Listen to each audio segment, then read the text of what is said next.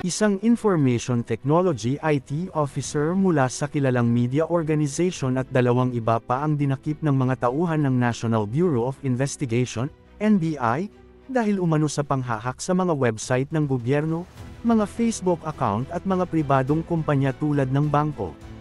Ayon kay NBI Director Jaime Santiago, mga miyembro ng hacking group na Philippine LawSec at GlobalSec ang tatlo na pinamumunuan ni Art Samaniego, IT officer ng pahayagang Manila Bulletin. Sinabi naman ni NBI Cybercrime Chief Jeremy Lontok na kasama ni Samaniego sa sindikato ang isang cybersecurity researcher sa isang kumpanya at isa pang graduating student sa hindi tinukoy na universidad.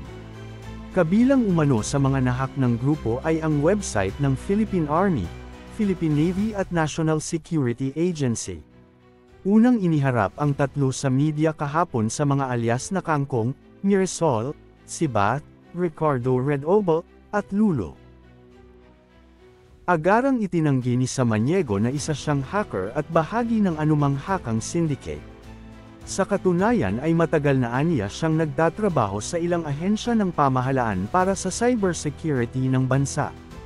Taliwas naman ito sa pag-amin ng isa sa mga sospek na inuutusan umano siya ni Samaniego na i-hack ang website ng ilang tanggapan ng gobyerno para may magamit itong content sa kanyang column at mga social media platform. Sinimulan umano siyang utusan ni Samaniego na mang-hack sa website ng mga government agency nang i-hire ito ng Manila Bulletin noong 2019. Ang mga nahack na website ang nagiging main topic umano nito sa kanyang column. Kabilang umano sa mga huling inutos sa kanya ni Samaniego ay ang online application ng political coalition na Isa, Sambayan. Ito aniya ang dahilan kung bakit nakaka-scoop at nakakauna ng report si Samaniego tungkol sa mga nahahak na website. Nagawa ng NBI-CCD na magkaroon ng contact sa mga hacker sa pamamagitan ng kanilang informant na nagpanggap na mayroon siyang project at isasama niya ang mga ito sa isang meeting. Itinakda ang pagkikita sa isang hotel sa Maynila na nagresulta sa pagkakaaresto kina alias Kangkong at Lulo o Illusion. Samantala, na-retrieve din ng NBI mula sa grupo ang data at security credential ng Philippine National Bank, PNB, Security Bank, Banco de Oro, BDO, at Union Bank na kinabibilangan ng kanilang mga digital asset at sensitibong impormasyon na napasok ng mga sospek. Ang pag-aresto sa tatlo ay nag-ugat kaugnay sa maraming impormasyon sa insidente ng mga multiple unauthorized access attempt at pag-hack sa mga private at government website. Kakasuhan ng NBI ang tatlong sospek ng paglabag sa Cybercrime Prevention Act of 2012 at Data Privacy Act of 2012.